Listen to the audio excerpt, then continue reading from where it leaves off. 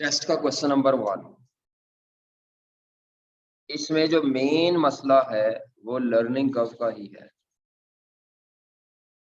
ठीक है, क्वेश्चन की रिक्वायरमेंट क्या है? Calculate sale price per unit if company wants to add profit margin of 20%। Margin दिया हुआ है तो ये 20% ऑफ सेल होना है। 20% ऑफ सेल। डाटा क्या दिया हुआ है? क्वालिटी लिमिटेड को वॉशिंग मशीन बनाते हैं, इन्हें एक 20,000 यूनिट्स का ऑर्डर मिला है और इनके लिए जो ग्रॉस प्रॉफिट है वो 20% एक्सेप्टेबल है। इंफॉर्मेशन में प्लास्टिक की इंफॉर्मेशन है, इलेक्ट्रिक मोटर की, लेबर की, और उसके बाद ये हेडिंग थी फैक्ट्री ओवरहेड्स की। ठीक है, फैक्ट्री ओवरहेड्स की, यानी अगर हम इसको हाईलाइट कर लें तो प्लास्टिक, उसके बाद दूसरी हेडिंग है इलेक्ट्रिक मोटर, लेबर, उसके बाद फैक्ट्री ओवरहेड्स और अदर इंफॉर्मेशन, ये हेडिंग्स है। तो जब इस तरह हेडिंग में डाटा दिया होता है तो हमारे लिए थोड़ा आसान हो जाता है। तो अब आपने इस क्वेश्चन में क्या करना था? सारी कॉस्ट प्लस प्रॉफिट ऐड करना था, तो सेल आ जानी थी। हमें सेल प्राइस पर यूनिट चाहिए, तो बाद में यूनिट से इसको क्या करते थे? डिवाइड। ठीक है, लेकिन पहले टोटल में सॉल्व कर लें, बाकी मर्जी आप पर यूनिट पे भी सॉल्व कर सकते हैं, तो मैं पहले टोटल में सॉल्व करूंगा। डाटा उसने क्या दिया हुआ है? पहले में कहता है एक यूनिट वॉशिंग मशीन का बनाने में each unit of washing machine would take 10 kg of plastic material. एक यूनिट पे 10 kg लगना है। प्लास्टिक मटेरियल इंपोर्ट किया जाता है 20 रुपए की कॉस्ट पे, 10% कस्टम ड्यूटी अप्लाई होगी। तो मेरा ख्याल है आपने इसका ट्रीटमेंट जो किया होगा, अगर मैं यहाँ पे लिखूं प्लास्टिक मटेरियल की कॉस्ट, तो वो फिर मेरा ख्याल है वो ऐसे आई होगी 10 रुपए पर केजी।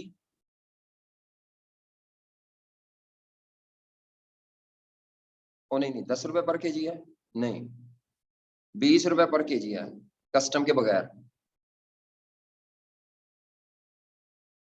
10% कस्टम ऐड कर दें इसमें तो 22 रुपए पर केजी बनता है, into 10 kg per unit, into अगर आप यूनिट्स करना चाहते हैं टोटल, तो यूनिट्स कितने होंगे? 20,000। बाकी आप पर यूनिट पे भी सोल्यूशन कर सकते हैं, पर यूनिट पे भी सोल्यूशन कर सकते हैं। ठीक है, चलो हम पर यूनिट पे ही करी जाते हैं, बाकी आपकी मर्जी, आप जैसे मर्जी करें। तो ये क्या आ जाता है बेटा, जरा मटेरियल की कॉस्ट क्या आती है? 220 रुपए पर यूनिट। हाँ जी, ये ठीक थी, ये सही थी जनाब। इसमें कोई मसला बच्चों? मेरा नहीं ख्याल इसमें कोई मसला होगा। इलेक्ट्रिक मोटर, वो कहता है एक वॉशिंग मशीन के अंदर एक इलेक्ट्रिक मोटर लगनी है, एन इलेक्ट्रिक मोटर। ठीक है, और अदर मटेरियल भी लगना है। कंपनी के पास कितनी इन्वेंट्री पड़ी हुई है? 2000 इलेक्ट्रिक मोटर की इन्वेंट्री पड़ी हुई है, जो कि 1200 रुपए की कॉस्ट पे थी। एडिशनल मोटर भी इसी प्राइस पे खरीदी जा सकती है। कितनी एडिशनल मोटर भी? तो मेरे हिसाब से ये जो इलेक्ट्रिक मोटर है, टोटल आपको इलेक्ट्रिक मोटर कितनी चाहिए होंगी फिर?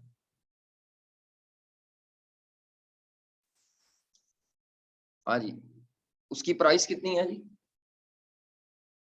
उसकी प्राइस है 1200 रुपए पर इलेक्ट्रिक मोटर, और एक यूनिट ऑफ प्रोडक्ट पर एक मोटर लगनी है, तो ये 1200 रुपए पर यूनिट आ जाएगी। अगर मैं टोटल में करना चाहता तो आपको जितनी भी इलेक्ट्रिक मोटर चाहिए, मेरा ख्याल आपको टोटल 20,000 इलेक्ट्रिक मोटर चाहिए, जिसमें से 2000 इलेक्ट्रिक मोटर आप पुरानी वाली इस्तेमाल कर लेते और 18,000 आप नई खरीद लेते।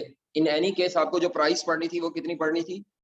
1200 रुपए एक इलेक्ट्रिक मोटर की। अगर वो कहता ना 2 मोटर लगेंगी, तो मैं 1200 रुपए इंटू 2 मोटर करता, तो ये 1200 पर यूनिट पे आएगी। अगर आपने पर यूनिट में सॉल्व किया, किसने किया पर यूनिट में सॉल्व?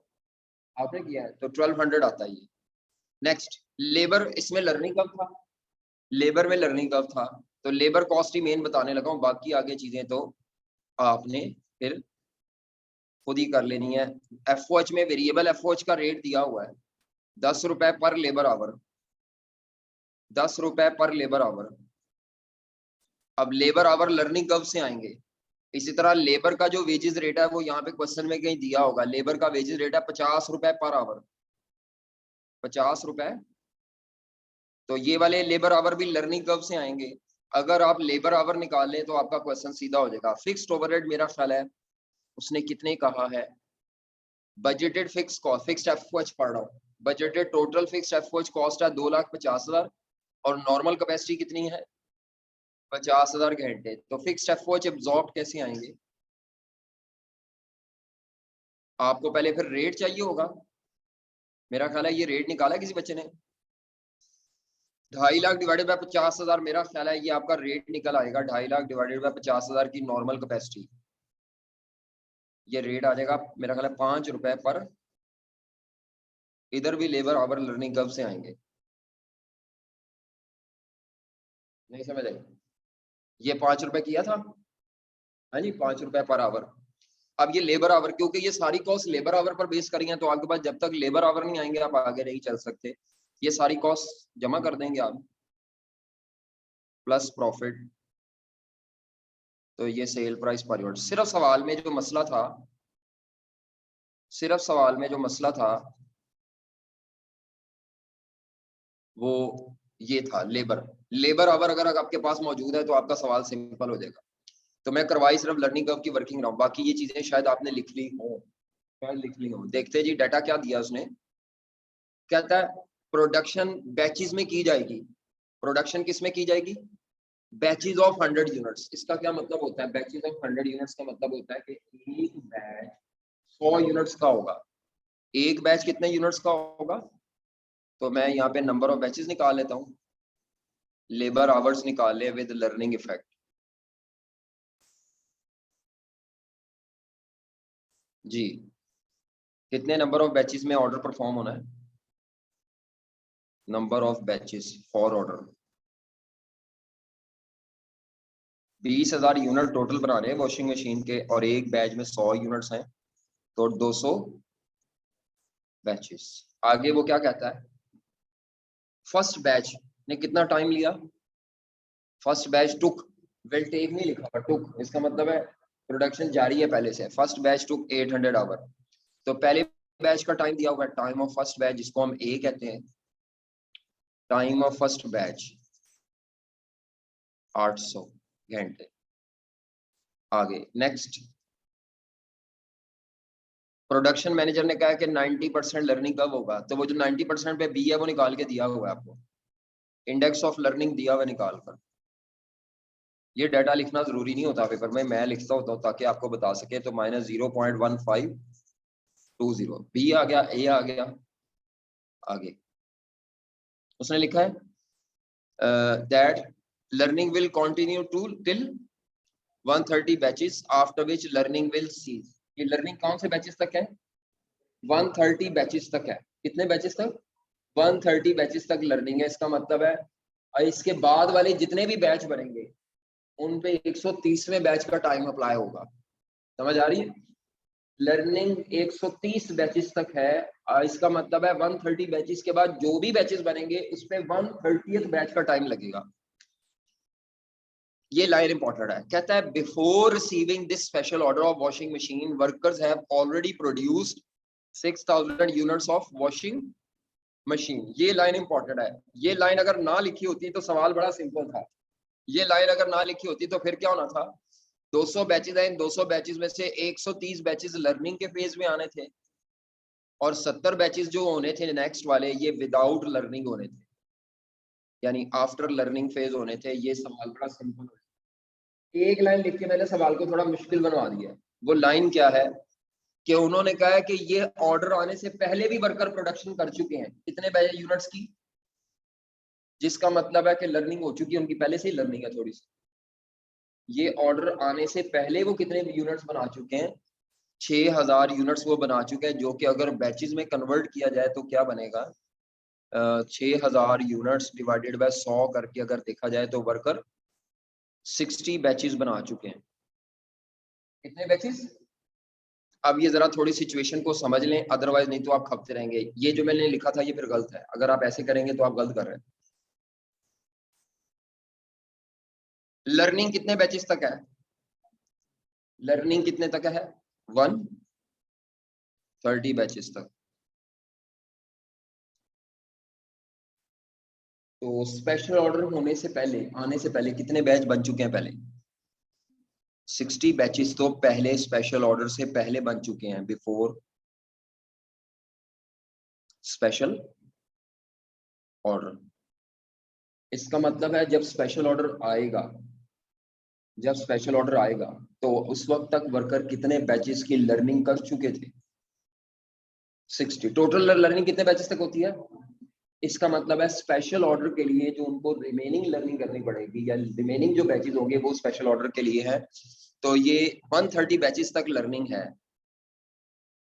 और स्पेशल ऑर्डर के लिए नहीं है ये 60 बैचेस, ये स्पेशल ऑर्डर से पहले बन चुके हैं। तो इसका मतलब है आपको स्पेशल ऑर्डर के कितने बैचेस लर्निंग में फॉल करेंगे? कितने बैचेस लर्निंग में फॉल करेंगे? 70 बैचेस। विद लर्निंग 70 बैचेस है।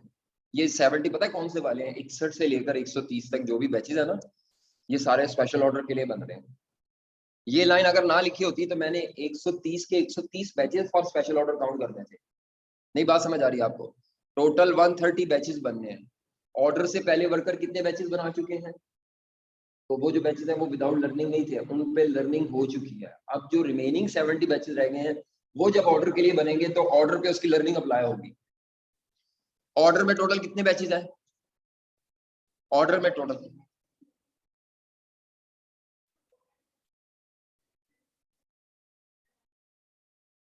कौन से ऑर्डर के लिए बैचेस? वो ऑर्डर के लिए नहीं ना बने, कहाँ लिखा हुआ है वो ऑर्डर के लिए है? नहीं, चार्ज उसमें नहीं होंगे, लर्निंग हो चुकी होगी। ये बात से मैं इत्तेफाक करता हूँ कि 60 बैचेस तक वर्कर लर्निंग कर चुका है। क्या वो बैचेस ऑर्डर के लिए बने थे? नहीं, वो तो ऑर्डर के आने से पहले बना दिए, किसी और ऑर्डर के लिए बनाए। कौन से? किसने कहा आपको यूज हुए? नहीं हुए। किसने कहा है? ये लिखा ही नहीं हुआ। कहाँ लिखा हुआ है कि इस ऑर्डर के लिए वो 60,000 बनाए थे? नहीं, 20,000 यूनिट आपको ऑर्डर के लिए चाहिए। 20,000 यूनिट्स आपको ऑर्डर के लिए चाहिए। ये जो 6,000 यूनिट है ये इस 20,000 यूनिट से पहले बन चुके हैं। कहाँ, किस मकसद के लिए बने ये नहीं पता, वो किसी और ऑर्डर के लिए बने हो, चाहे बना के बेचनी हो, चाहे स्टोर में पड़े हो, हमें इससे गर्ज नहीं है। हमने वो 6,000 यूनिट साइड पे कर देने कि भाई ये हमारे ऑर्डर से रिलेटेड ही नहीं है।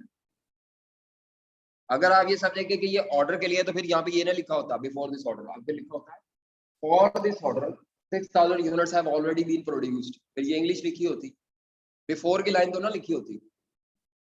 आप जो बात कर रही हैं कि ये 6,000 यूनिट इस ऑर्डर के लिए है या इसको चार्ज होंगे, फिर इंग्लिश क्या होनी चाहिए थी? For this order workers have already produced 6,000 units. ठीक है, क्या मेरी बात समझ आ रही है? ये 6,000 यूनिट ऑर्डर के लिए बने हैं? नहीं, ये तो ऑर्डर के आने से पहले बन चुके हैं। क्या इस पे लर्निंग हुई थी? हाँ बिल्कुल हुई थी। ये पहले से लेकर 60 बैचेस तक जितने थे ये लर्निंग हो चुकी है इनकी। हमारे जो इसके बाद वाले बैचेस होंगे स्पेशल ऑर्डर के लिए उन पे आगे लर्निंग होगी। नहीं समझ आ रही? बात समझ आई है कि नहीं समझ आई? टोटल कितने बैचेस बनाने हैं? ऑर्डर को भी छोड़ो, पहले आपकी लर्निंग कितने बैचेस तक है? ऑर्डर के आने से पहले कहीं और किसी और मकसद के लिए, कोई और ऑर्डर होगा मुझे नहीं पता, ये नहीं इसमें लिखा हुआ कि वो जो पहले बनाए थे वो किस मकसद के लिए थे, लेकिन वो इस ऑर्डर के लिए नहीं थे। इस ऑर्डर के आने से पहले वर्कर 6,000 यूनिट बना चुके हैं, जिसका मतलब है 60 बैचेस वर्कर बना चुके हैं। और ये 60 बैचेस आपके ऑर्डर के लिए नहीं थे, इसीलिए ना इनका टाइम आपके लिए रेलेवेंट है ना इनके बैचेस आपके लिए रेलेवेंट है। आपके स्पेशल ऑर्डर के लिए 200 बैचेस चाहिए। हमारे स्पेशल ऑर्डर के लिए कितने बैचेस चाहिए? उन 200 में से कितने बैच लर्निंग में फॉल करेंगे और कितने बैच विदाउट लर्निंग में फॉल करेंगे? जी, विदाउट लर्निंग में कितने फॉल करेंगे? 130 बैचेस, या आफ्टर लर्निंग कह देंगे। अब आपका सवाल मुश्किल ही यहां से हुआ है कि विद लर्निंग 70 बैचेस लेने हैं और विदाउट लर्निंग कितने बैचेस लेने हैं? 130। आपका दिमाग कह रहा होगा कि विद लर्निंग 130 लेने चाहिए, जो कि गलत है। ठीक है जी, इसमें किसी का कोई मसला तो बता दें। टोटल कितने बैचेस बनाने हैं? 200 बैचेस में से 70 बैचेस लर्निंग के साथ बन गए, तो बाकी कितने बचे? 130। अब विदाउट नहीं कहते उसको, आफ्टर लर्निंग कहते हैं। After learning. अब इसका सोल्यूशन एक अलग बात है कि कैसे प्रेजेंट करना है। सोल्यूशन इसका कैसे प्रेजेंट करना है वो एक अलग बात है। तो मैं इसका सोल्यूशन कैसे प्रेजेंट करूंगा? मैं पहले ये 60 बैचेस को इग्नोर करूंगा पहले शुरू में। पहले मैं ये 60 बैचेस को इग्नोर करूंगा।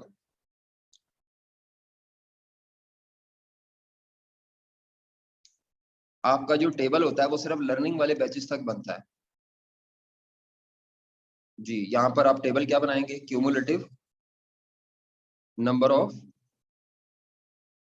बैचेस।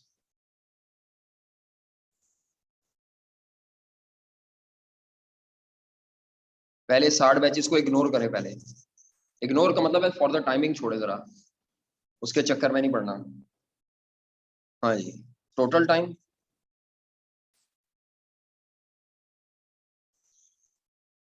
और आखिर में कौन सा है, इंक्रीमेंटल टाइम।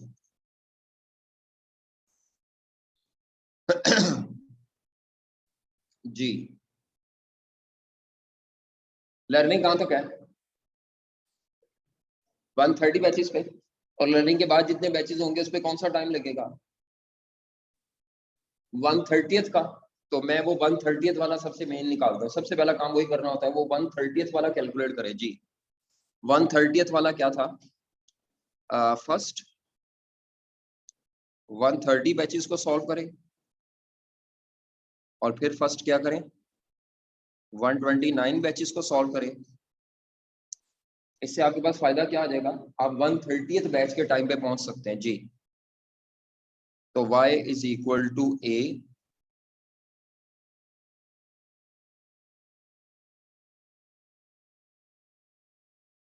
माइनस 0.1520। 800 है कि 8000 है, हाँ 800 है, सॉरी।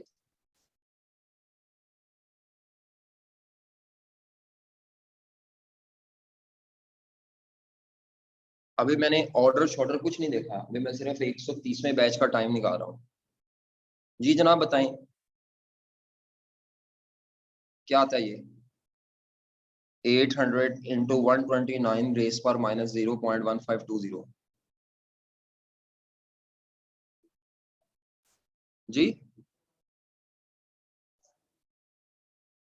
381.74 पर ठीक है, 382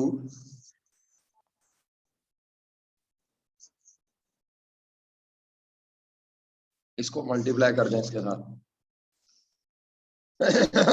382.19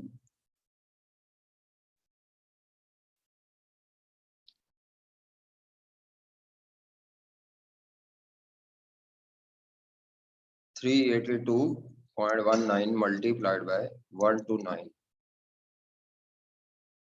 49302.51 और अगला 49622।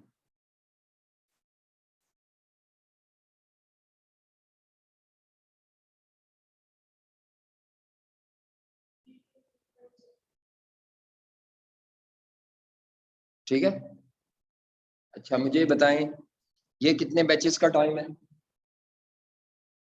ये कितने बैचेस का टाइम है, जिसमें पहले 60 बैचेस का भी टाइम शामिल है। क्यूमुलेटिव का मतलब यही होता है, इसमें पहले 60 बैचेस का भी टाइम शामिल है, अगले 70 का भी शामिल है। ये टोटल 130 बैचेस का टाइम है, पहले से लेकर 130 बैचेस तक, ये पहले से लेकर 129 तक। अगर आपको 130वें बैच का चाहिए, अगर आपको 130वें बैच का टाइम चाहिए तो वो कैसे आएगा, ये 49626.2 130 बैचेस का टाइम है माइनस 49302.51 आवर्स जी, 69। ये 130वें बैच का टाइम है, कौन से बैच का, 130वें बैच का टाइम है जी। बताएं यहां तक बात समझ आ गई है सबको, 130वें बैच तक का ये टाइम है, ठीक है। अच्छा, अब हमें यहाँ पे जो लेबर आवर चाहिए वो किसके लिए चाहिए, labour hours for special order. जी टोटल टाइम फॉर 130 बैचेस क्या था? 130 बैचेस जिसमें लर्निंग थी उसका टाइम कितना था? 49.2 आवर्स। क्या ये 130 बैचेस इस स्पेशल ऑर्डर के लिए बने हैं? ये सारे 130 बैचेस इस स्पेशल ऑर्डर के लिए बने हैं? तो जवाब है नहीं। 60 बैचेस तो इस ऑर्डर से पहले ही बन गए थे और उनकी लर्निंग भी हो गई थी। तो इसका मतलब है हमारे वो जो 60 बैचेस बने थे उनका टोटल टाइम तो स्पेशल ऑर्डर के लिए लगा ही नहीं। जो पहले 60 बैचेस बने थे उनका टोटल टाइम माइनस करें ताकि आप किस पे पहुंच जाएं? Total time of next 70 batches, ये विद लर्निंग बैचेस आ गए। 60 बैचेस क्यों माइनस किए मैंने? एक्चुअली मैं क्या कर रहा हूँ, मैंने 130 बैचेस का टोटल टाइम निकाला है। अब मैं 130 बैचेस के टोटल टाइम में से पहले 60 बैचेस का टोटल टाइम मैं माइनस करूंगा तो ये 70 बैचेस का टाइम निकल आएगा। समझ आ रही है बात आपको? तो अब ये 60 बैचेस का टोटल टाइम तो मेरे पास है ही नहीं। मेरे पास 60 बैचेस का टोटल टाइम नहीं है, तो विद लर्निंग जब भी करना होगा तो आपको ये टेबल में दोबारा सॉल्व करना पड़ेगा। तो पहले 60 बैचेस के लिए जब सॉल्व करेंगे, क्यों सॉल्व कर रहे हैं? क्योंकि वो टाइम हमारे इस ऑर्डर से रिलेटेड नहीं है। काम जरूर हुआ लेकिन ऑर्डर के लिए नहीं हुआ। करें जी, क्या आता है? 28? नहीं, 800 था बेटा, 80 नहीं है, 800 है।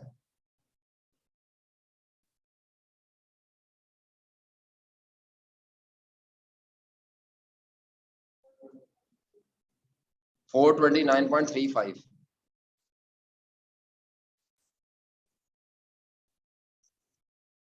जी बेटा बताएं।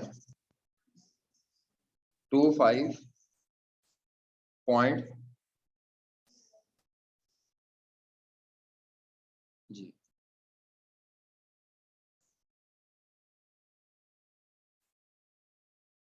हाँ बस ठीक है, 61।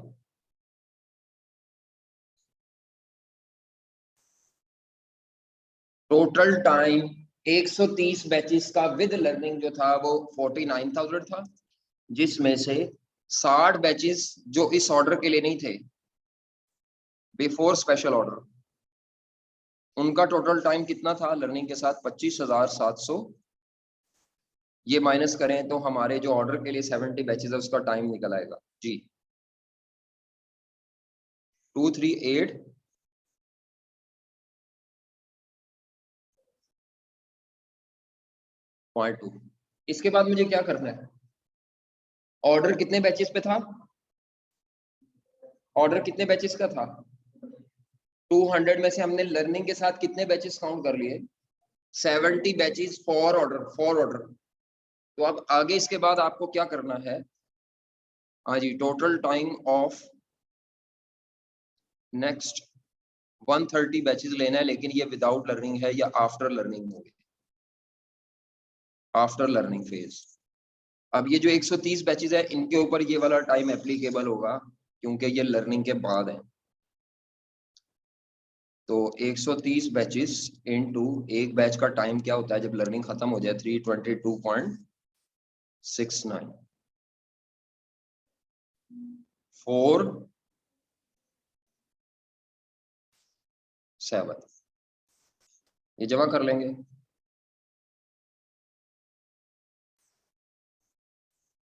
65944.9। एक्चुअल गेम जो है वो ये है, ये 60 बैचेस वाला मसला आपके लिए प्रॉब्लम है। बाकी अगर ये 60 बैचेस ना होते पहले वाले तो सवाल सीधा था।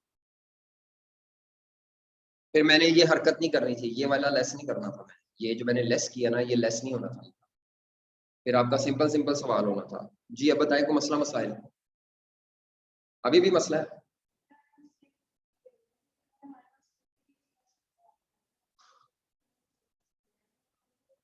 नहीं, वो इस ऑर्डर के लिए नहीं है ना जी। नए यूनिट्स बनते हैं और दूसरा वो पुराने यूनिट पता नहीं पड़े हैं कि बिक गए, हमें क्या पता। ये अब आप कैसे ज्यूम करेंगे कि वो पड़ा है? या तो वो कह दे कि वो इन्वेंट्री में पड़े हुए हैं, तो एक अलग बात है। जी जी कैसे?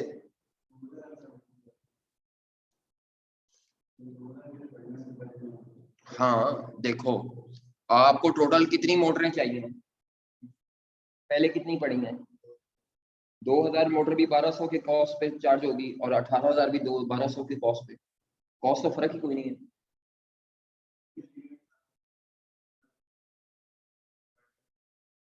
हाँ नहीं चेंज होगी।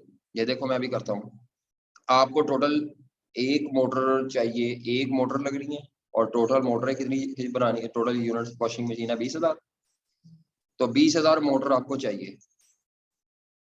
जो पहले 2000 मोटर पड़ी हुई है वो 1200 की कॉस्ट पे है, और जो नई 18,000 मोटर परचेज करेंगे वो भी किस कॉस्ट पे है। ये कॉस्ट निकालो, ये कॉस्ट निकालो, दोनों को जमा करके जब डिवाइडेड बाय 20,000 करोगे वही 1200 है। तो 2000 मोटर पड़ी है वो पड़ी नहीं जानी, वो यूज हो जाएगी इस पे। निकालो जरा, देखो क्या आता है। ये मेरा ख्याल है 1200 ज़रब 2000 करो क्या आता है अगर टोटल में करें। 24 लाख।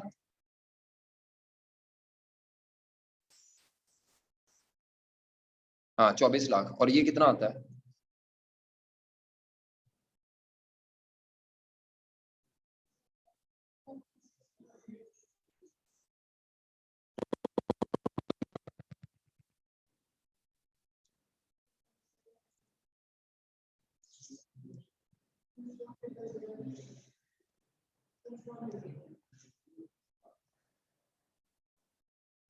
$24 मिलियन।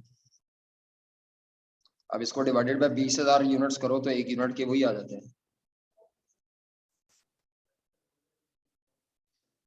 क्यों डाल रहे हैं? क्योंकि वो जो ओपनिंग में पड़े होते हैं वो पहले यूज होते हैं, तुम्हें अकाउंटिंग नहीं आती। अकाउंटिंग ये कहती है कि जो पहले यूनिट पहले स्टोर में पड़े होंगे वो पहले यूज होंगे। तो रेलेवेंट कॉस्टिंग कितने आ गई? तू पढ़ी रेलेवेंट कॉस्टिंग, लोगों ने थोड़ी पढ़ी है। रेलेवेंट कॉस्टिंग किसमें, किसने कहा तुम्हें इसमें है? कहाँ लिखा हुआ है रेलेवेंट कॉस्टिंग से सवाल कर रहा है?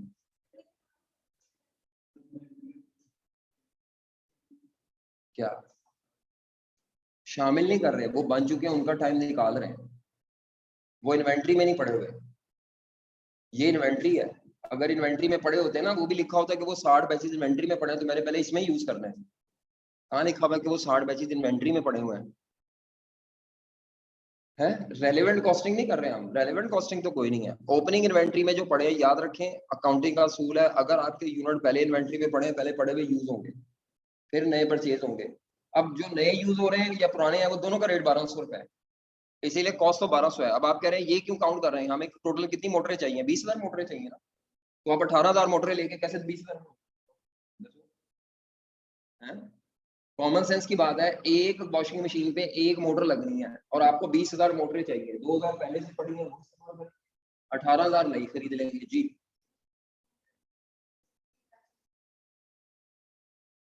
वो कहता है 60 बैचेज इन्वेंट्री में पड़े हैं, तो हम पहले वो लेते, फिर हम बनाते ही ना, फिर हम बनाते ही क्या, मेरा ख्याल है फिर हम 140 बैचेज और बनाते या जितने भी और चाहिए थे 60, फिर वो यूज कर लेते। अगर उसने कहा होता कि ये इन्वेंट्री में पड़े हुए हैं, जो बने पड़े हैं, ये तो कहीं नहीं लिखा हुआ कि वो 60 बैचेस बने पड़े हैं और इन्वेंट्री में है, उसने कहा वो प्रोड्यूस हो जी। ठीक है, इन्वेंट्री में नहीं लिखा हुआ कहीं पड़ा हुआ, इसके साथ लिखा हुआ ये 2000 केजी इन्वेंट्री में है। अगर कोई चीज इन्वेंट्री में है तो पहले वो यूज होगी, जहां भी हो, ऑर्डर हो चाहे जो मर्जी हो।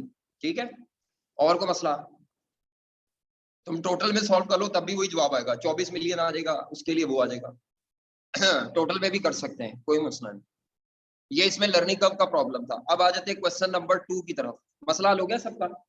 अगर मैं सवाल में से 60 बैचेट उड़वा दूं तो सवाल हलवा है, लेकिन हलवा नहीं ना देना मैंने, मैंने आपको चैलेंज करना है आपके दिमाग की सोच को।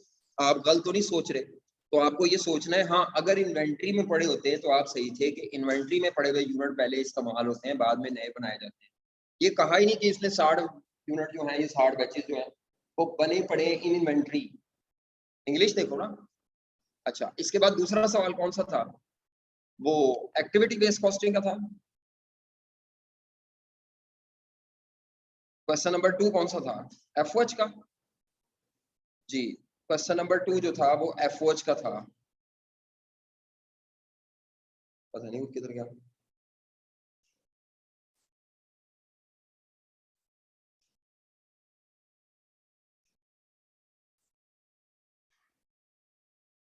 चलो एक्टिविटी बेस्ड कॉस्टिंग का देख लेते हैं पहले।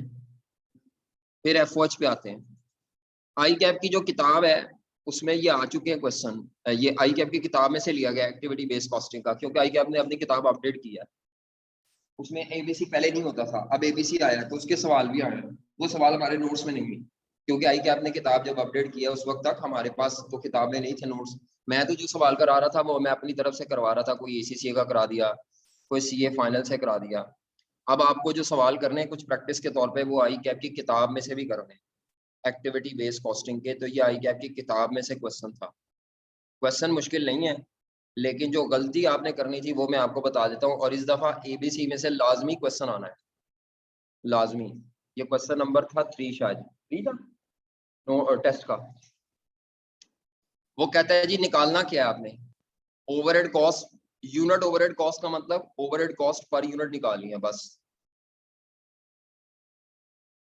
किस मेथड से निकालनी है, किस मेथड से निकालनी है, ABC के ओवरहेड कॉस्ट पर यूनिट निकालनी है। तो मैंने आपको एक टेबल बताया था ABC में।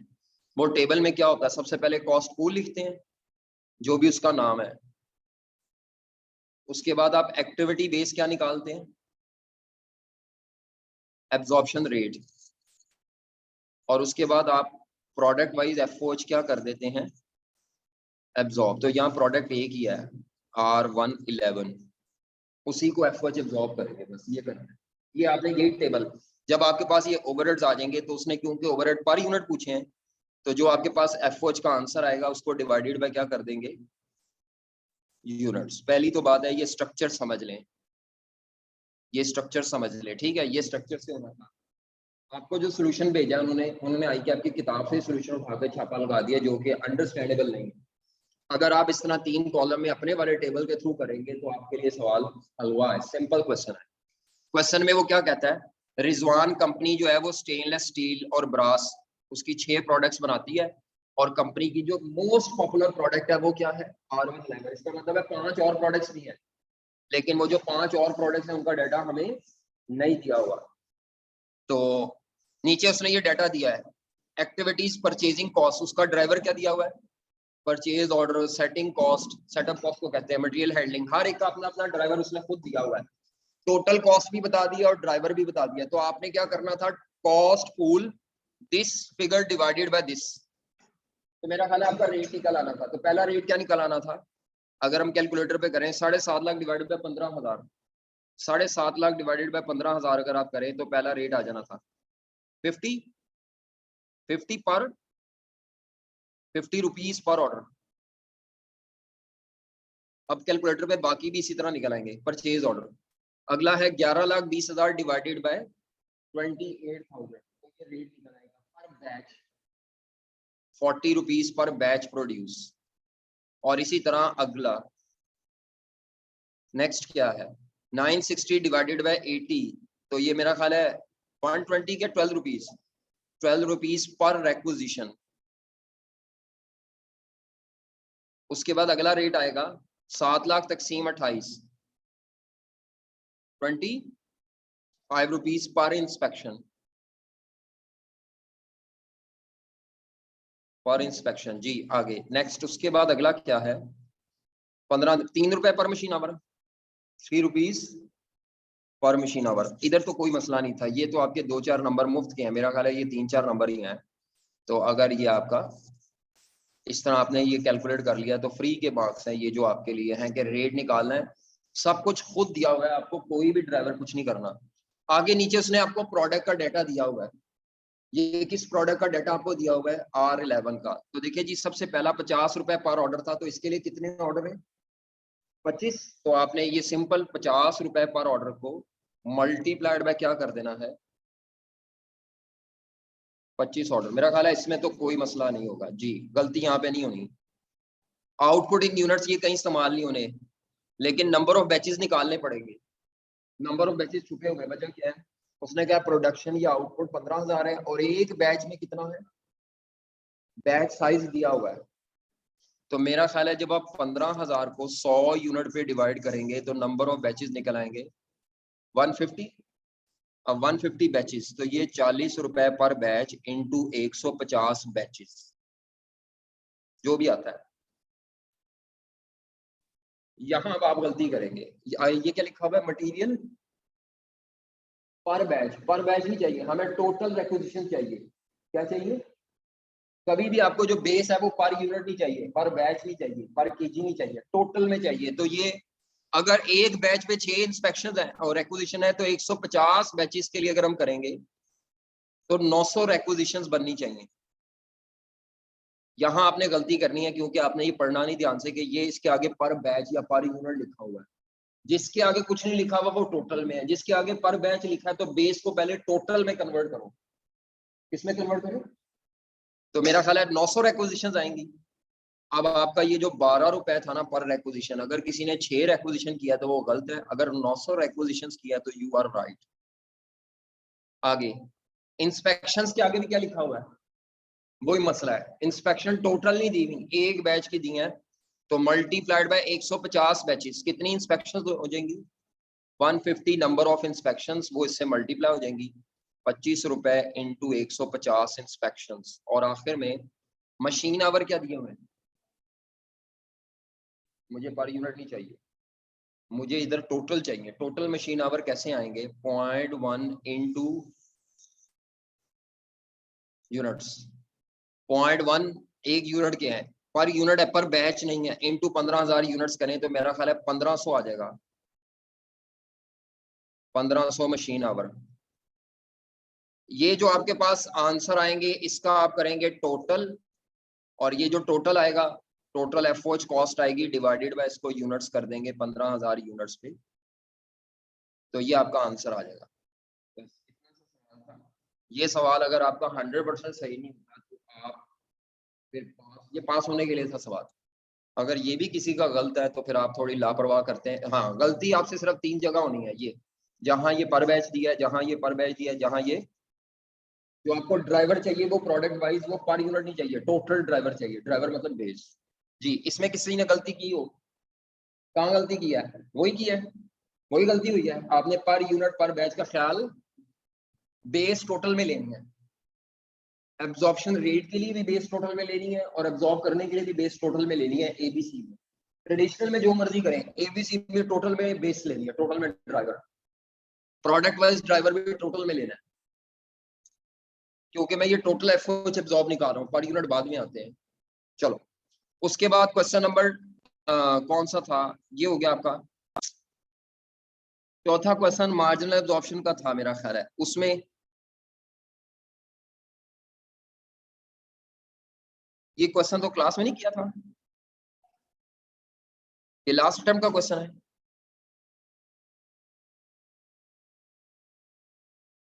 हाँ जी, इसको जरा देख लेते हैं, इसमें कोई नई बात। ये क्वेश्चन नंबर टेस्ट का क्वेश्चन नंबर कौन सा है?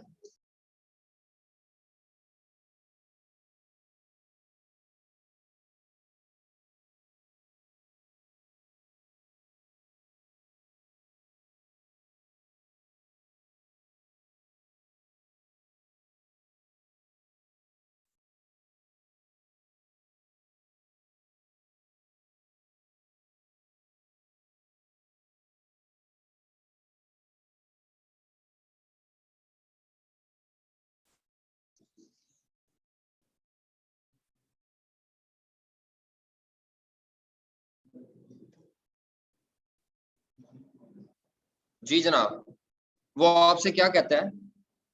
कहता है प्रॉफिट एंड लॉस स्टेटमेंट बनाना है मार्जिनल कॉस्टिंग से भी, और किससे बनाना है? एब्जॉर्प्शन कॉस्टिंग से भी। 10 नंबर का सवाल है, रिकंसिलिएशन नहीं मांगी आपसे उन्होंने, लेकिन पेपर में जो सवाल आया था लास्ट टाइम का ये सवाल है, उसमें शायद रिकंसिलिएशन भी मांगी हुई है। डाटा क्या दिया है? कीनिया लिमिटेड मैन्युफैक्चर कर रही है सिंगल प्रोडक्ट, उसकी टोटल प्रोडक्शन कैपेसिटी 60,000 यूनिट्स है पर मंथ। ये टोटल कैपेसिटी है, नॉर्मल नहीं है। टोटल कैपेसिटी कितनी है? इसका मतलब है ये दायरा 60,000 यूनिट से ज्यादा प्रोड्यूस नहीं कर सकता। कंपनी करंटली नॉर्मली कितने परसेंट कैपेसिटी पे ऑपरेट करती है? 80%। तो आप 60,000 का 80% करेंगे तो 48,000 units will be your normal capacity. ये निकाल ली थी आप लोगों ने। आगे कहता है और company normally absorption costing use करती है, लेकिन नीचे मार्जिनल से भी मांगा है। अब ये डाटा कंपनी के बजट से दिया हुआ है आपको, ये डाटा किस में से दिया हुआ है, बजट में, यानी ये सारी फिगर बजटेड है। अब मैंने आपको इस चैप्टर के लिए असूल बताया है, बल्कि पूरी कॉस्ट के लिए असूल याद रखें। अगर आपको क्वेश्चन में बजटेड फिगर का नाम दे दिया है लेकिन एक्चुअल फिगर मिसिंग हो, तो आप बजटेड फिगर और एक्चुअल फिगर को एब्जॉर्ब को नहीं, बजटेड को और एक्चुअल को सेम एज्यूम करेंगे। इंग्लिश में लफ्ज क्या लिख दिया, बजट। अब ये फिगर जो है ये बजटेड है, नीचे एक्चुअल डेटे में अगर कोई फिगर अलग ना बताई हो तो फिर अजम्पशन है कि बजटेड फिगर और एक्चुअल फिगर दोनों क्या है, सेम है। याद रह जाएगा कौन सी दो सेम करनी है, बजटेड दी हो और एक्चुअल भी दी हो अलग अलग तो ठीक है, लेकिन अगर बजटेड दी हो एक्चुअल ना दी हो, या एक्चुअल दी हो बजटेड ना दी हो, तो वो फिर आप अज्यूम करते हैं कि budgeted figure and actual figures are same. ये अजम्पशन इस सवाल में भी शायद चले कि बजटेड फिगर और एक्चुअल फिगर्स सेम है, अगर ना बताए बता दे फिर नहीं बेस पे बहस करनी। मसलन यहाँ पे सेलिंग प्राइस ये बजटेड है, एक्चुअल सेलिंग प्राइस नीचे जाके बता दे, तो फिर आपने एक्चुअल सेलिंग प्राइस लेके चलना है, फिर इस बजटेड को छोड़ देना। तो डाटा क्या दिया, सेल प्राइस दिया है, वेरिएबल कॉस्ट में प्राइम कॉस्ट है, प्राइम कॉस्ट में डायरेक्ट मटेरियल आ चुका है, प्लस इसमें क्या आ चुकी है, direct labour cost, factory overhead per unit दिए हुए हैं, फैक्ट्री ओवरहेड आपको क्या दिए हुए हैं, per unit variable factory overhead, ठीक है। और उसके बाद ये वेरिएबल सेलिंग है, मुझे कैसे पता चला ये वेरिएबल है, क्योंकि ऊपर हेडिंग है। अब ये फिक्स नहीं है, ये जो वेरिएबल एफओएच है और ये वेरिएबल सेलिंग है। फिक्स कॉस्ट में फैक्ट्री ओवरहेड फिक्स्ड है 2016,000 और फिक्स सेलिंग है, यही बजटेड होगी और यही क्या होगी, एक्चुअल। अगर मैं आपसे कहूं आप फिक्स्ड एफओएच का रेट निकालें तो आपने एब्जॉर्प्शन रेट क्या निकाला होगा, फिक्स्ड एफओएच का एब्जॉर्प्शन रेट कितना निकला होगा, 2016,000 डिवाइडेड बाय नॉर्मल कैपेसिटी है 48,000 यूनिट, ये एब्जॉर्प्शन के लिए चाहिए होता है 42 rupees per unit, 42 rupees per unit normal capacity से डिवाइड किया है। क्या कहती हैं जनाब खवातीन, गुफ्तगू जारी है, कुछ सही सही हो रहा है, सवाल क्या गलत कर रहे हैं आप,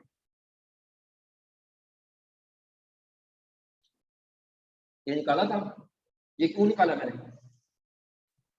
जब आपको प्रोडक्ट कॉस्ट पर यूनिट चाहिए होगी ना एब्जॉर्प्शन में क्लोजिंग स्टॉक के लिए, तब ये 42 ऐड करेंगे।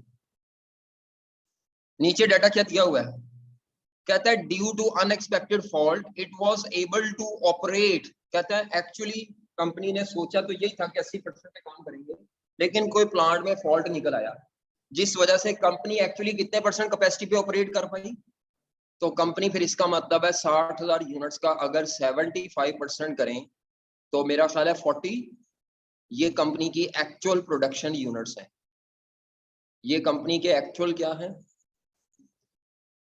सेल 47,000 है और सेलिंग प्राइस वो बजटेड ही है, जिस पे आपने सेल किया उसने कहा बजटेड पे ही बेचा है, कोई मसला नहीं। आगे ओपनिंग स्टॉक 10,000 यूनिट है और उसकी कॉस्ट दे दी है, और वो कहता है जो पिछले महीने फिक्स्ड एफओच होते थे वो कितने होते थे, 40 रुपीज पर यूनिट। ये पिछले महीने के क्यों दिए हैं, क्योंकि ये ओपनिंग स्टॉक के लिए दिया हुआ है। एब्जॉर्प्शन में तो ओपनिंग स्टॉक ये 16 लाख ही ले लेंगे, मार्जिनल में ये 16 लाख नहीं आना, ये आपने गलत करना है, बाकी सवाल आप ठीक कर जाएंगे। इस सवाल में सेल यूनिट्स दिए हुए हैं, सेल यूनिट्स दिए हुए हैं, मैंने आपसे कहा था यूनिट्स का डाटा जब मिसिंग होता है तो यूनिट्स पूरे करने पड़ते हैं। ओपनिंग स्टॉक कितना दिया हुआ है, 10,000। प्रोडक्शन यूनिट्स कितनी है, प्रोडक्शन यूनिट्स कितने हैं वो ऊपर निकाले 45,000 actual production. Closing stock missing है, क्लोजिंग स्टॉक नहीं है एक्स, और सेल यूनिट 47,000, तो मेरा ख्याल है आपने क्लोजिंग स्टॉक जो निकाला होगा वो 8,000 यूनिट्स, क्या कहते हैं, 8,000 यूनिट्स का क्लोजिंग स्टॉक है। बाकी उसने क्या कहा है, फिक्स्ड एफओएच जो है वो 5 लाख ज्यादा है बजट से, 5 लाख ज्यादा है बजट से। अब इस सवाल में जो एक्चुअल फिक्स कॉस्ट है ना वो ये नहीं होगी, जो आपकी फिक्स फैक्ट्री ओवरहेड ये बजटेड है, एक्चुअल वाली पता कितनी होगी, मेरा ख्याल है वो होगी 25, ये एक्चुअल फिक्स कॉस्ट है। इस सवाल में फिर वो अजम्पशन अप्लाई नहीं होनी है, कि बजटेड और एक्चुअल फिक्स कॉस्ट सेम है। यहाँ पर बजटेड से एक्चुअल ज्यादा है। कितनी ज्यादा है? 5 लाख। जरा इसमें 5 लाख जमा करना क्या आता है? यही आता है ना 2516,000। इस सवाल में बजटेड फिक्स कॉस्ट अलग बताई हुई है, एक्चुअल फिक्स कॉस्ट अलग है, अजम्पशन अप्लाई नहीं होगी। वो अजम्पशन कहाँ अप्लाई होती है? जहां फिगर ना दी हो। यहाँ बजटेड और एक्चुअल सेम वाली अजम्पशन अप्लाई फिक्स अप्रोच पे तो नहीं होगी, बाकियों पे हो सकती है, इसके ऊपर हो सकती है। प्राइम कॉस्ट बजटेड भी यही है, एक्चुअल भी यही है। वेरिएबल अप्रोच बजटेड भी यही है, एक्चुअल भी यही है। वेरिएबल सेलिंग बजटेड भी यही है, एक्चुअल भी यही है। फिक्स अप्रोच बजटेड तो है ये, एक्चुअल ये। सेलिंग एडमिन बजटेड भी यही है, एक्चुअल भी यही है। आपने डाटा एक्चुअल लेके चलना होता है। कौन सा डाटा लेके चलना होता है? एक्चुअल। अब इस क्वेश्चन में जब आपने वो निकाला होगा, क्या कहते हैं उसको, स्टॉक की कॉस्ट, तो क्लोजिंग स्टॉक कैसे आएगा और ओपनिंग स्टॉक कैसे आएगा? कोई बच्चा बता सके मुझे?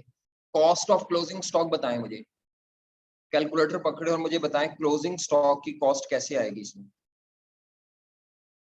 हाँ जी, पहले एब्जॉर्प्शन में बतानी है फिर मार्जिनल में बतानी है?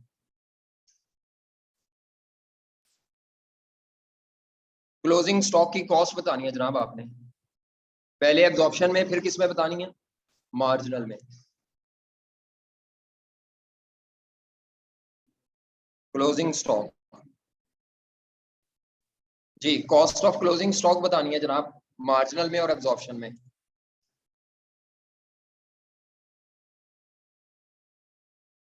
कोई बच्चा बता सकता है? क्लोजिंग स्टॉक की कॉस्ट मार्जिनल में, चलो बता दो कितनी आती है मार्जिनल में? मार्जिनल में वेरिएबल प्रोडक्शन कॉस्ट शामिल होती है। 75 जमा 45 कितनी आती है ये? 120 per unit into closing stock के यूनिट्स हैं 8000। सेलिंग ऐड नहीं करते स्टॉक के लिए, 9 लाख। जिस बच्चे ने सेलिंग भी ऐड कर लिया ना स्टॉक के लिए, वो जन्नती है, या अल्लाह उसको उठा ले और जन्नत से गुरुओं के पास रख। ठीक है, वो बच्चा जन्नती है, उसको उठा लेना चाहिए अल्लाह ताला को, जिसने सेलिंग भी ऐड कर दिया। और एब्जॉर्प्शन में क्या निकलेगी? 75 प्लस 45 और प्लस वो जो हमने फिक्स है 42, 162 इंटू 8000 यूनिट्स, 1297।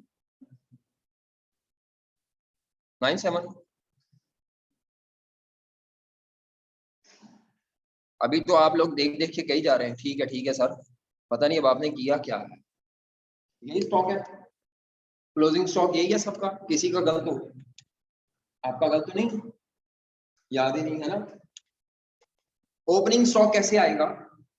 उसने एब्जॉर्प्शन कॉस्टिंग में ओपनिंग स्टॉक दिया हुआ है, क्योंकि कंपनी पहले से एब्जॉर्प्शन यूज करती है। ओपनिंग स्टॉक की कॉस्ट कितनी दी हुई है?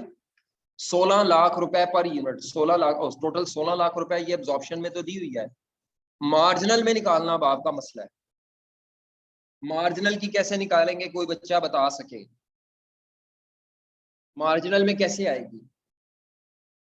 12 लाख आएगी। क्या माइनस करेंगे? हाँ, ये जो 16 लाख है इसके अंदर पिछले साल की या पिछले महीने की मटेरियल भी है, लेबर भी है, वेरिएबल एफओच भी है, फिक्स एफओच भी है, और वो 40 रुपए पर यूनिट थे पिछले महीने। तो 10,000 यूनिट्स के ऊपर 40 रुपए थे, तो आप क्या करेंगे? 16 लाख रुपए माइनस 40 रुपए पर यूनिट इनटू 10,000 यूनिट, ये माइनस करें तो मेरा ख्याल है 4 लाख माइनस होगा, तो 12 लाख आ जाएगी मार्जिनल कॉस्टिंग के मुताबिक कॉस्ट स्टॉक की। और एब्जॉर्प्शन में कितनी आ जाएगी? 16 लाख। बच्चे कहते हैं सर आपको कैसे पता चला ये एब्जॉर्प्शन किया है? आपको कैसे पता चला ये एब्जॉर्प्शन किया है? मैंने वो ऊपर वाली लाइन लिख पढ़ी है कि कंपनी प्रेजेंटली क्या यूज करती है, एब्जॉर्प्शन कॉस्टिंग। इस लाइन के साथ लिंक बनाए, अदरवाइज नहीं तो मैं समझता ये मार्जिनल किया है। उसने वैसे बताया हुआ है कि पिछले साल जो है, पिछले महीने सॉरी, 40 रुपए की फिक्स एफओच एब्जॉर्ब थे। इसमें अंडर ओवर एब्जॉर्ब आता है कि नहीं आता? अंडर ओवर एब्जॉर्ब अगर मैं आपसे पूछूं आता है कि नहीं आता, तो सबसे पहले मुझे ये बताएं फिक्स्ड एफओच एब्जॉर्ब कितने होंगे? फिक्स्ड एफओच एब्जॉर्ब कितने होंगे? तो 42 रुपए per unit into actual production, 42 रुपए per unit into actual production. ये इनकम स्टेटमेंट में लिखा होगा आपने, 42 रुपए per unit into actual production. ये क्या है? फिक्स्ड एफओएच अप्लाइड या absorb minus fixed FOH actual. 18 क्या था? नहीं, 18,90,000 आना चाहिए। 1890,000 1890,000 नहीं आएगी। एक्चुअल एफओएच कितने थे? एक्चुअल फिक्स्ड एफओएच, हाँ जी, 25,16,000। तो ये पता नहीं अंडर आता है ओवर आता है, जहां तक मेरा ख्याल है शायद अंडर एब्जॉर्ब आएगा। कितना? हाँ जी, किसी ने निकाला हो? सही है, ये 626 ही आया था। कुछ बच्चों ने कम निकाला होगा, 1,26,000 निकाला होगा। 1,26,000 है, वो नहीं किया आपने? हाँ, ये एक्चुअल फिक्स एफओएच अब 20, 60, 16 नहीं है, 25, 16 है। चलो, ये सवाल में वैसे कोई मसला इतना ज्यादा नहीं था। ये पहली दफा हुआ है कि उसने फिक्स्ड एफओएच बजटेड अलग बता दिया और एक्चुअल अलग बताया। लेकिन हमारी जो नोट्स में सारे सवाल थे ना, वहां पे ये assumption थी कि फिक्स्ड एफओएच बजटेड और एक्चुअल दोनों क्या है, सेम है, जो कि assumption ठीक है अगर ना दिया हो। लेकिन अगर डाटा दिया हो तो assumption नहीं लगती, डाटा दिया हो फिर assumption अप्लाई नहीं होगी। जी बताएं जी, किसी का कोई और मसला है इस सवाल में? इसके बाद अगला सवाल और कौन सा है? एफओएच का सवाल आ जाए। एफओएच का, एफओएच का सवाल, उसमें सर्विस को जीरो कैसे करना है वो मसला है। सर्विस को जीरो करना नहीं आता लोगों को, बच्चों को। सर्विस डिपार्टमेंट को जीरो करने में मसला होता है। अब पता नहीं, अब ये एफओएच का सवाल 2 दफा आया हुआ था, तीसरा भी था और 5वां भी था। कोई नहीं, इसके बाद और कौन सा सवाल है? यही सवाल थे ना मेरा ख्याल है बस।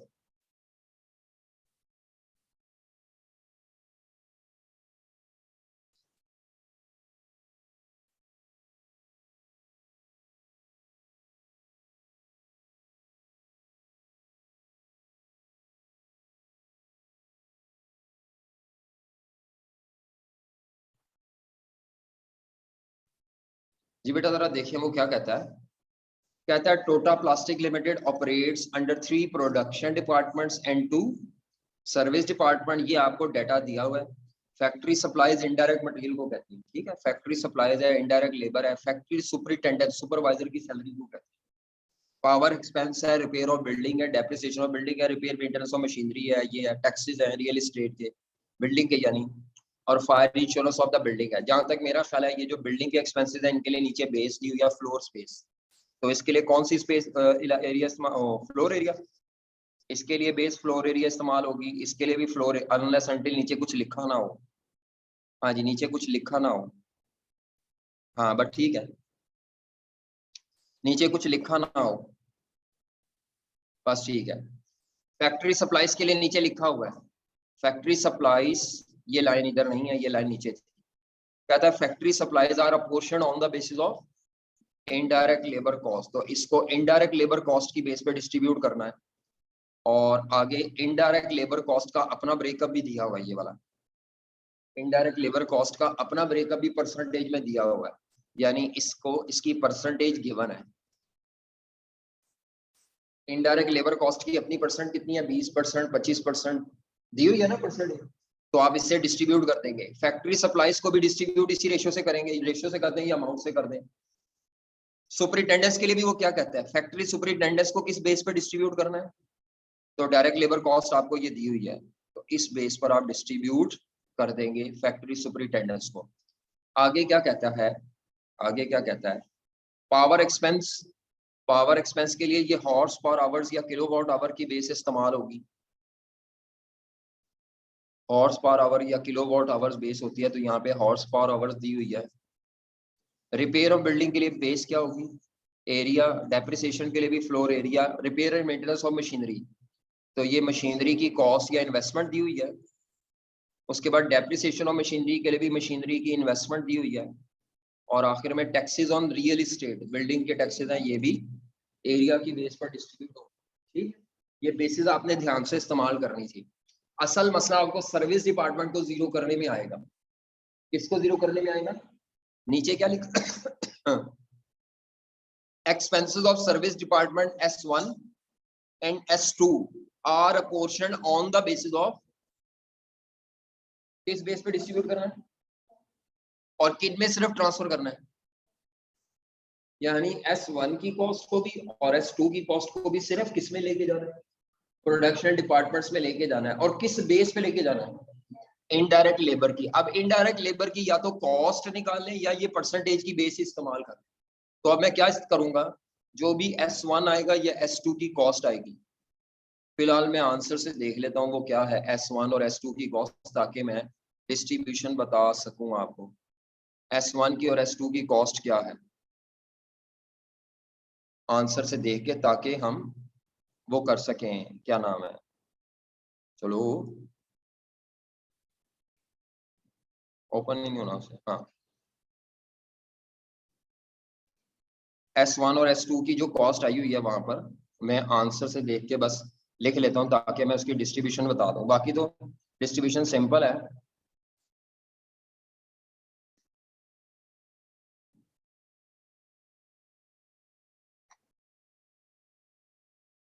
हाँ जी, 40870 ये फिगर है 40। बाकी ऊपर आप वेरीफाई कर लीजिएगा। और इसकी फिगर कितनी है? 41843। प्रोडक्शन डिपार्टमेंट के क्या नाम है? P1, P2 और P3। अब आपने क्या करना है, S1 को और S2 को जीरो करना है। S1 को और S2 को क्या करना है? ना यहाँ स्टेप डाउन लग रहा है ना यहाँ कोई और है, क्योंकि उसने सिर्फ कहा कि आपने प्रोडक्शन में लेके जाना है।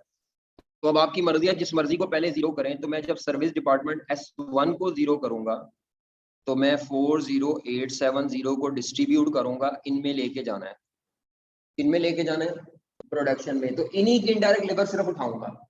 जिसमें ट्रांसफर करना है सिर्फ उसी की इनडायरेक्ट लेबर उठाऊंगा। तो इनडायरेक्ट लेबर की 20% यानी 20, 25 और 25 इसकी रेशो बना लूंगा, यानी 20, 25 और 25।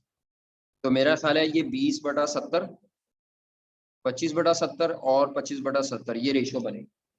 20% ही लिखेंगे, 20/70। 70 क्यों लिया? क्योंकि ये वाले डिपार्टमेंट में तो मैं कॉस्ट ट्रांसफर करना ही नहीं चाह रहा। जिन डिपार्टमेंट में कॉस्ट ट्रांसफर नहीं कर रही ना, उनकी बेस में उठा के कर लेते हैं। बात समझ आ रही है आपको? क्योंकि मैं सर्विस डिपार्टमेंट को जीरो करना चाह रहा हूँ और सिर्फ इसकी कॉस्ट उसने कहा प्रोडक्शन में जानी है, तो उन्हीं की इनडायरेक्ट लेबर उठा लो, या ये परसेंटेज उठा लो या अमाउंट निकाली होगी आपने। यहाँ 3 लाख का 30,000 का 20% किया होगा 6,000, और 25% 7,500, 7,500 ये इस तरह ये अमाउंट्स उठा लें, ये भी चल सकती है परसेंटेज में। तो आपने ये परसेंटेज से इसको डिस्ट्रीब्यूट करना है, 20/70, 25/70 और 25/70। तो ये डिस्ट्रीब्यूट हो जाएगा। करें जरा क्या आता है? हाँ जी, 40870 डिवाइडेड बाय 70 इंटू 20, 11,617, 11,617 जी। 617 है कि 677 है? हाँ 677, सॉरी।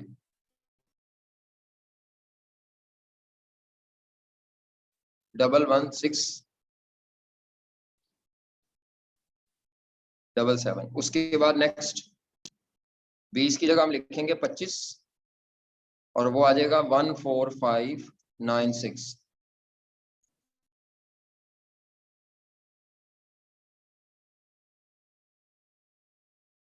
सेवन, चलो एक 7 कर लें, ये जीरो कर लिया। अब इसके बाद S2 को जीरो करना है, और उसमें भी रेशो क्या रखनी है आपने? यही वाली 20, 25 और 25, इनमें ये अमाउंट्स आ जाएंगी।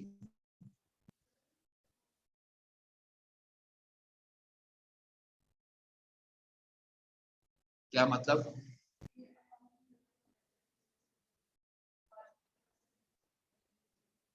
तो इसके तो नंबर मिलेंगे, ऊपर से कटेंगे, ऊपर से नंबर कटेंगे आपके।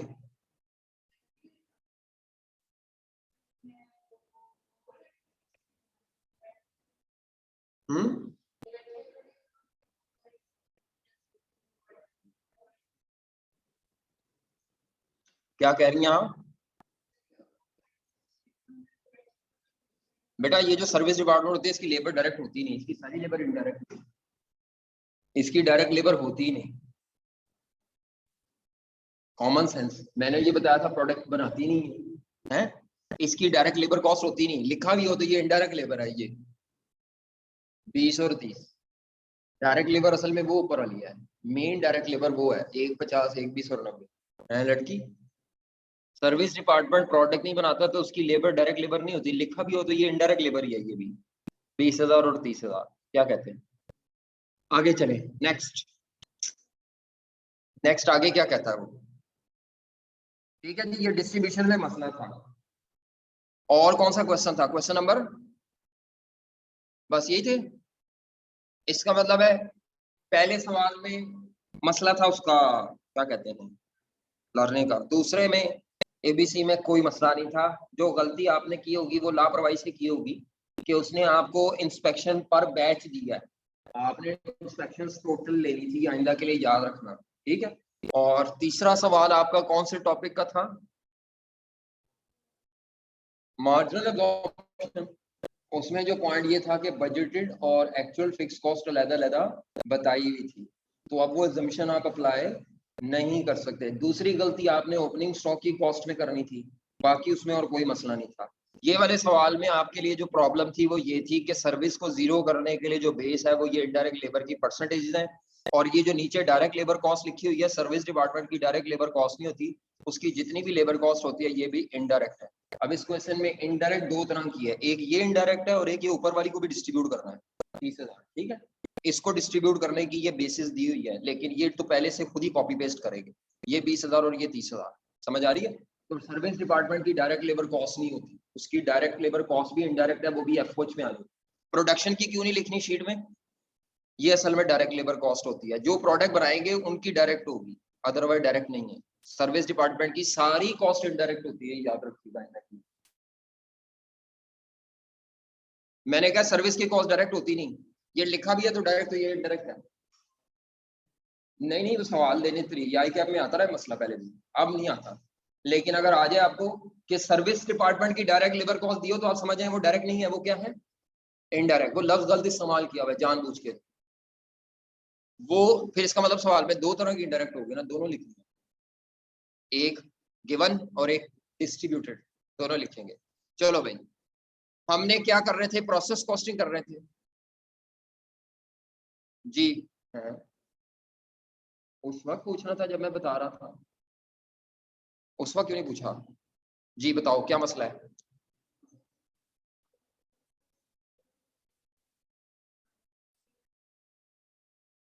कोई मसला नहीं, इससे कोई इशू नहीं है।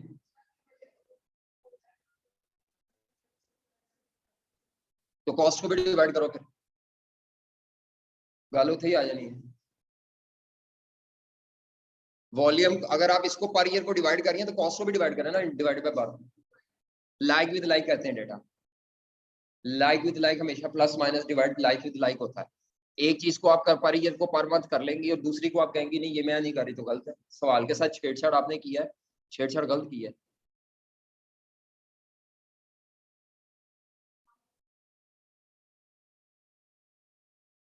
कहाँ पे?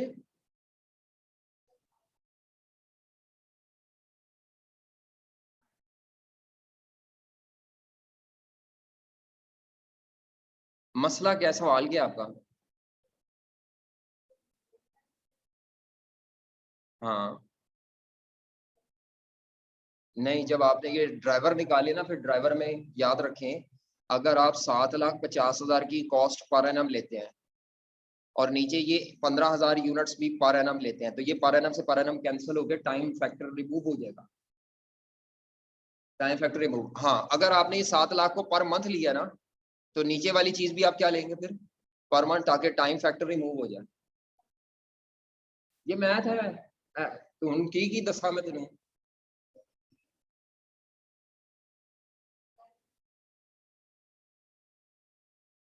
नहीं, हमने लाइक विद लाइक डाटा लेके चलना होता है, ये असूल याद रखना है आप, बस। अब आप ये कह सकते हैं कि हम नीचे वाले को भी पर एनम सॉल्व करना चाहते हैं, मैं उस पर कोई इतराज नहीं। यानी आपने सर ऊपर भी पर एनम लिया तो ये रेट आ गया, इसको अगर मैं इनटू पर एनम वाला डाटा कन्वर्ट करके ले लूँ तो वो भी सोल्यूशन ठीक होगा, क्योंकि क्वेश्चन की रिक्वायरमेंट में कहीं नहीं लिखा हुआ कि मंथली डाटा लेके पर यूनिट कॉस्ट निकालें या एनुअल। अगर आप मंथली डाटा लेके निकालोगे वो भी जवाब उतना ही आएगा, एनुअल डाटा लेके निकालोगे तब भी जवाब वही आएगा। जब आप मल्टीप्लाई कर रही हो ना, अब आप ये जो रेट आ जाएगा इस रेट को इनटू 25 ऑर्डर पर मंथ है, अगर आप साल के भी ऑर्डर से मल्टीप्लाई करोगे, बाद में आपने यूनिट भी साल के लेने हैं, फिर सारा डाटा किसमें कन्वर्ट करोगी, साल में, कोई मसला नहीं, जवाब सेम आएगा।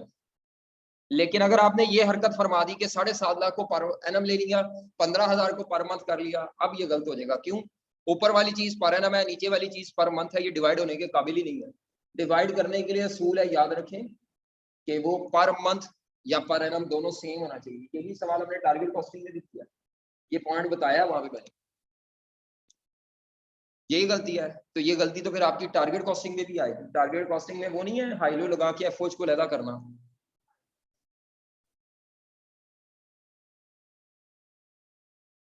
जब आपके ये रेट ही सारे गलत निकलेंगे तो वो रेट के नंबर कट जाएंगे आपके।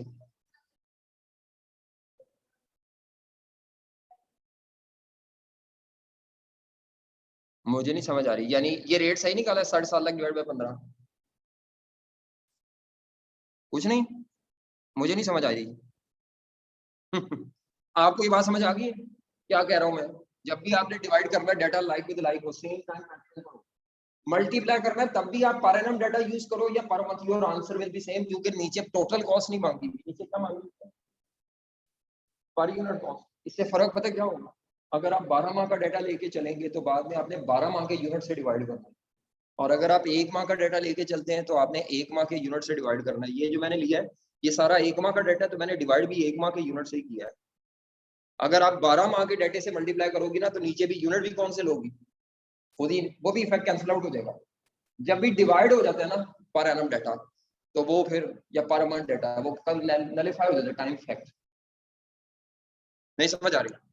चलो आपके सवाल का हल हो गया मसला, नेक्स्ट आ जाए। ये हो गया बस, इस पे और बात फर्दर हमने अब टेस्ट पे नहीं करनी। अब आप देख लें आपने कहाँ कहाँ गलतियां की हैं, कोई आपने मैथ्स की गलतियां की हैं या कोई आपने कॉन्सेप्चुअल मिस्टेक की है। हाँ, ये लर्निंग का आपने कॉन्सेप्चुअल मिस्टेक की कि आपने 60 बैचेस वाली बात को अहमियत नहीं दी। हाँ, अगर मैं कह देता 60 batches are already in inventory तो फिर आपकी बात सही होती कि पहले मैं वो यूज करता फिर मैं नए बना लेता, ठीक है, वो वाले भी फिर इसी को चार्ज होते, फिर वो लेस ना करता मैं कि ये निकाल लो। आगे चले जनाब, और क्या है, ये बस ठीक है, आज इतना ही। आप लोगों ने क्या करके आना था, क्वेश्चन दिया हुआ था ये आपको, कौन सा 3-4, उसमें मसाइल बता दें फिर हम जाएंगे। क्वेश्चन नंबर 3 में और 4 में जी, क्वेश्चन नंबर 3 में और 4 में को मसला मसाइल। इनडायरेक्ट लेबर कॉस्ट को प्रोसेस में, actually indirect labour cost FOH होती है, और आपने एफओएच का पहले रेट लेके कर लिया हुआ है तो वो ऑलरेडी कंसीडर हो चुके rate. Indirect labour cost FOH का पार्ट है और हम एफओएच अलहदा भी लिख रहे हैं, तो जब आपने एफओएच लिखे इनडायरेक्ट लेबर कॉस्ट उसी में कवर होगी, अलहदा क्यों लिखोगे प्रोसेस अकाउंट में। सवाल नंबर कौन सा था, 4। टोटल मैच नहीं हो रहा तो आपने कहीं गलती की होगी, 5 रुपए का फर्क है, चलो इतना तो फर्क ठीक है, कोई नहीं, इतने पैसे तो आप अपनी जेब से भी डाल देंगे। 5,000 का फर्क है तो आप गलती कर रहे हैं, कहीं ना कहीं गलती कर रहे हैं, सोल्यूशन गलत है, चेक कर लेते हैं, अभी देख लेते हैं।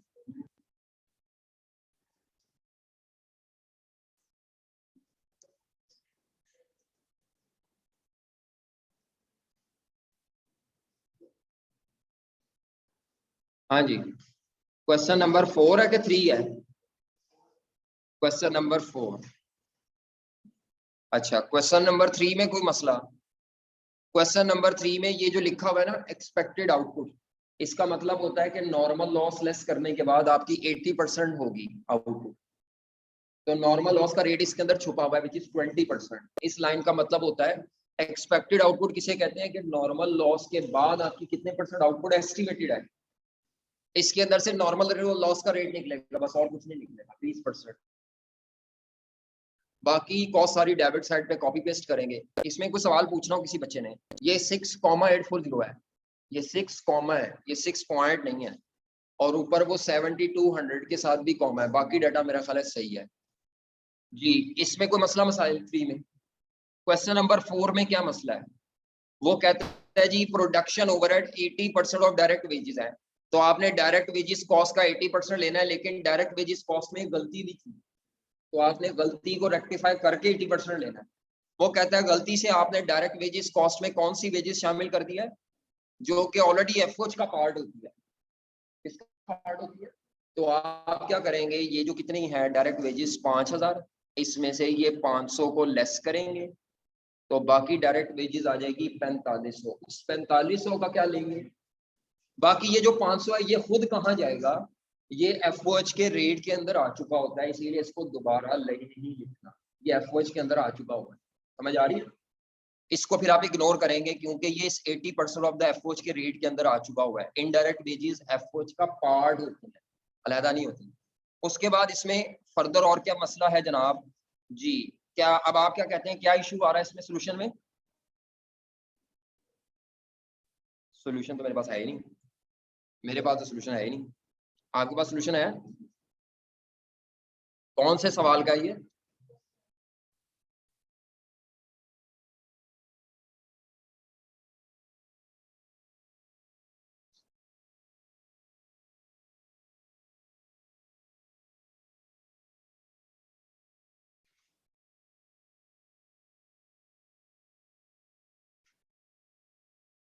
सोल्यूशन ठहर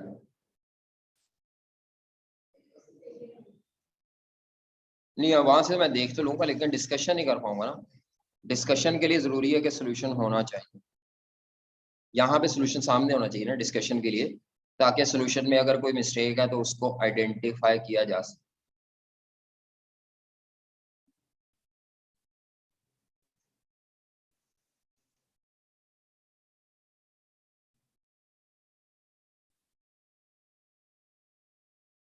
ओहो, ओके मसला है कितों आ गया?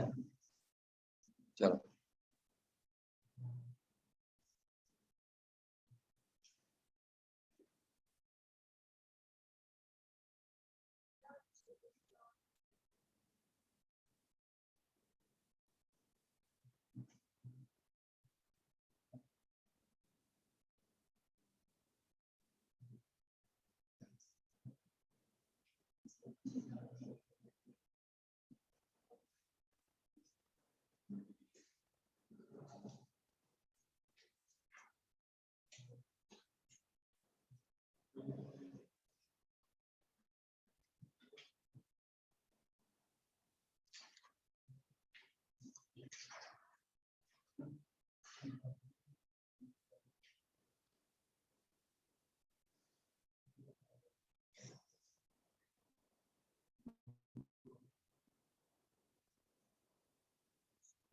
इसमें भी जवाब नहीं है इसमें। हाँ जी, वैसे सेंड कर दें। अब मसला ये सवाल ना मिलना है तो ना डिस्कस हो पाना है, ढूंढना पड़ना है मुझे, पता नहीं मैंने जवाब कहाँ रखा हुआ है। हाँ जी भेजें।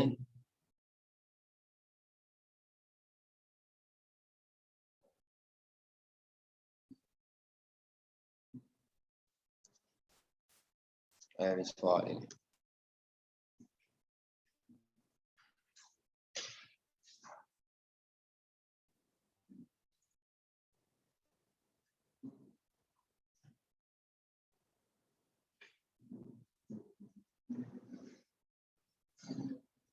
पिक्चर भेजें जनाब, पिक्चर भेज दिया।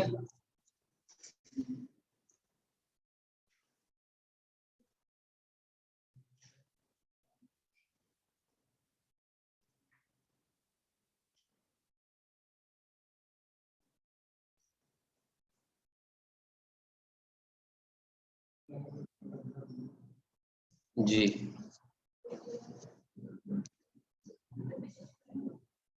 ये है पेज,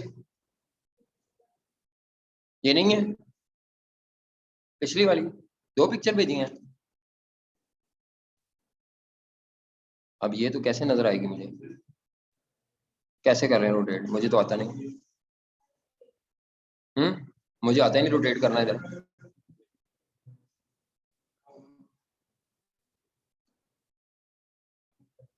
और फिर वजन पा देना है। ले।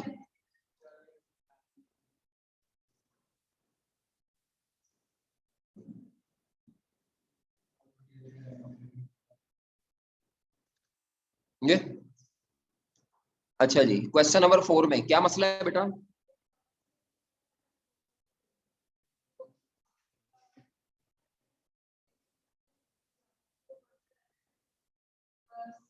$16,000 यूनिट कौन से हैं? प्रोसेस 2 की बात कर रही हैं जी, ठीक है।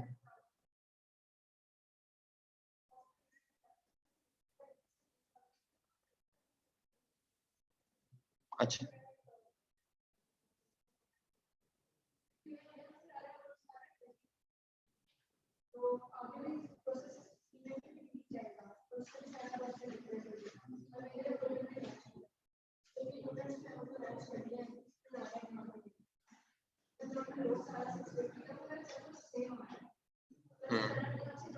कैलकुलेटर दिखाओ भाई, कॉस्ट पर यूनिट देख लेना सही है कि नहीं। तो इसको सही कर लो अगर गलती है इसमें तो। लेकिन आपका टोटल भी मैच नहीं कर रहा, अपना भी नहीं मैच कर रहा।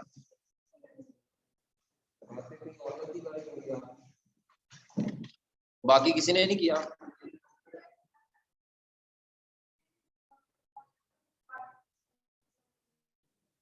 किस बच्ची ने? गलत है? नहीं, ये दोनों प्रोसेस गलत है।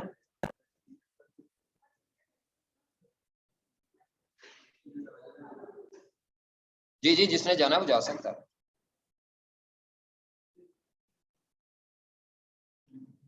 आपने कॉस्ट जो डेबिट साइड पे लिखी है ये सही है कि गलत है, ये पहले बताएं मुझे। नहीं नहीं, मेरी कॉस्ट जो लिखी हुई है डेबिट साइड पे वो सही है कि गलत है?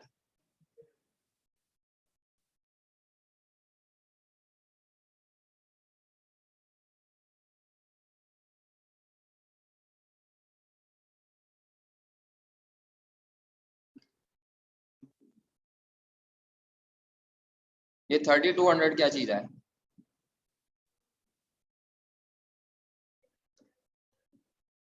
हम्म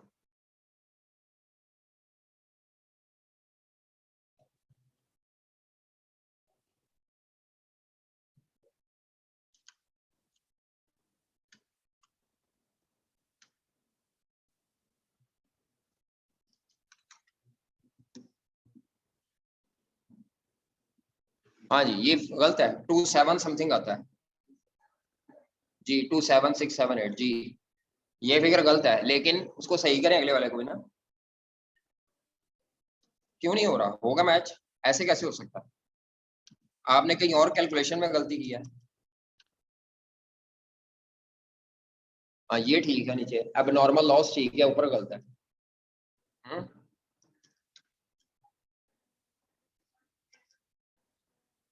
हाँ जी, आप 4 डेसिमल तक ले, डिफरेंस खत्म हो जाएगा। कॉस्ट पर यूनिट को 4 डेसिमल तक लो, डिफरेंस खत्म हो जाएगा। ये 17.11 11 4 डेसिमल तक लो, क्यों नहीं फर्क खत्म हो जाएगा। सब फर्क खत्म हो जाएगा, सारा डिफरेंस खत्म हो जाएगा। 7 रुपए 8 रुपए 10 रुपए 5,000 जितना फर्क आ रहा है वो रिमूव हो जाएगा फर्क, अगर आप 4 डेसिमल तक कॉस्ट पर यूनिट ले। 1711.1111 जी, 27378 27 है जी, 27378 है। हाँ 27 ये आता है 27378 क्रेडिट साइड। 27378 ऊपर क्या है जी? 370 है, और नीचे अब नॉर्मल लॉस इसी तरह। हाँ जी,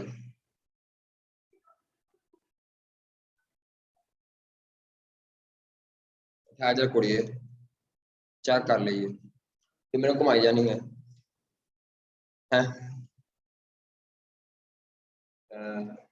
ये भी चेक टैली कर रहा है कुड़िए, एवें रौला पानी पे ये लो, टैली करी तो सोल्यूशन ठीक कर लो ना, वो तो गलत हो सकता है वो, और फिक्स थोड़ी है। वो तो टाइपिंग मिस्टेक है उधर, ये 23738 ही आना था, 27 आना था, 27 करो उसको। और लिखने वाले ने जब भी लिखा ये 2 डेसिमल की बजाय 4 डेसिमल तक लिखो, सही आ जाएगा। ये टाइपिंग मिस्टेक है, 27 है ये। आगे देखो, आगे भी आगे 23 लिखा हुआ है, 27 लिखा हुआ है, तो गलत है ना, उसको सही कर लो। और 4 डेसिमल तक लिखो, कभी गलती नहीं होगी, मतलब कभी डिफरेंस नहीं आएगा। और अगर पेपर में आ भी जाए डिफरेंस तो उसको लिख दो due to rounding off error, बस। और जान छुड़ाओ, टैली करना जरूरी तो नहीं है, बैलेंस शीट टैली होती है कभी, कभी भी नहीं होती ਤੁਹਾਡੀ, ਤੇ भी कभी कभी टैली नहीं होगा। तो जबरदस्ती टैली करने लगेंगे तो टाइम जाया होगा, टाइम जाया होगा तो एक सवाल आ जाएगा पेपर में। Due to rounding off difference, अगर 5-6-7 रुपए का डिफरेंस आ रहा है, चाहे वो गलती से ही हो, मारो गोला, टैली करना जरूरी नहीं है। टैली करना, मैं तो नहीं टैली करता, ना टैली हो तो मुझे पता लग जाता है डिफरेंस है, लेकिन अब आपने कहा था टैली करके दिखाएं, गुस्सा कर रही थी तो बहुत बड़ी टैली कर दिया। ये मैंने 17.111 तो ये मैंने 4 डेसिमल तक लिखा तो सेम आ गया, ये गलती भी करना बस। 27378। चलो बस ठीक है, ओके, अल्लाह हाफिज। कल हम करेंगे प्रोसेस।